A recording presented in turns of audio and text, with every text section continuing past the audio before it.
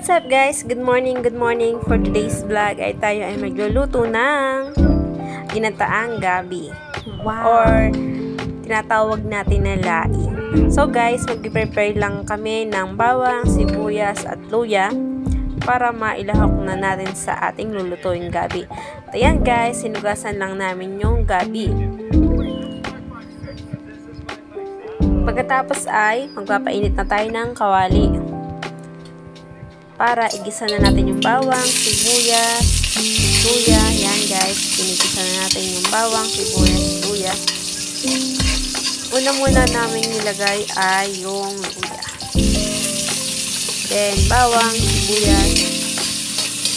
Yan, mekos-mekos lang natin hanggang sa pumula yung ating mga rekado. At guys, ilalagay namin dyan sa ginataang gabi ay yung dilis at yung aming pinaksiw na tulingan para mas malasa yung ating ginataang gabi. Ayan guys. Hintayin lang natin maluto and then lalagay na natin yung gabi. Ayan, nakikita natin mapula na at yan, nilagay na natin yung gabi. Gabi-gabi na lang. Sabi daw pag nagluluto ng gabi ay bawal daw maingay. Pero maingay tayo. Hindi tayo papatalo. Salamat nga po pala sa laging nanonood. Thank you for subscribes and views.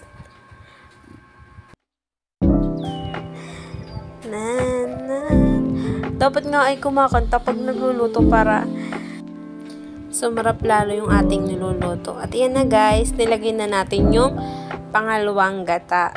At mamaya ilalagay natin yung unang gata para siya ay langis-langis. Diba? Mas masarap yun pag langis-langis.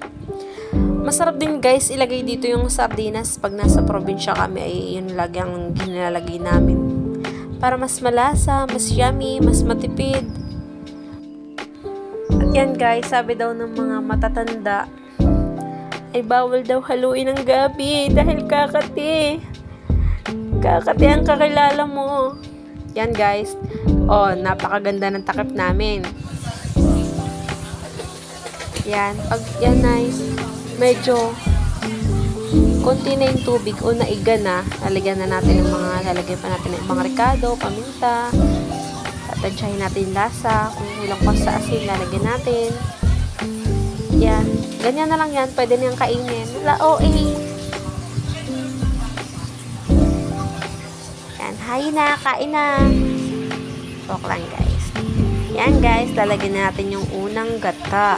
Nagpapasarap sa ating kakainin gabi. Gata pa lang ulam na.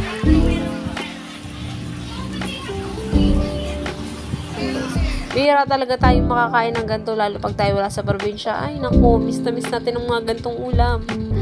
Yan guys, nilagyan na namin yung dilis at ang sinasabi kong tulingan. 1 kilong tulingan, joke lang.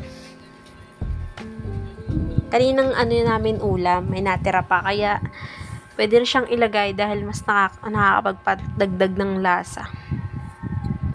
At lalagyan na natin ang pang ilalagay natin, pagmamahal para masarap.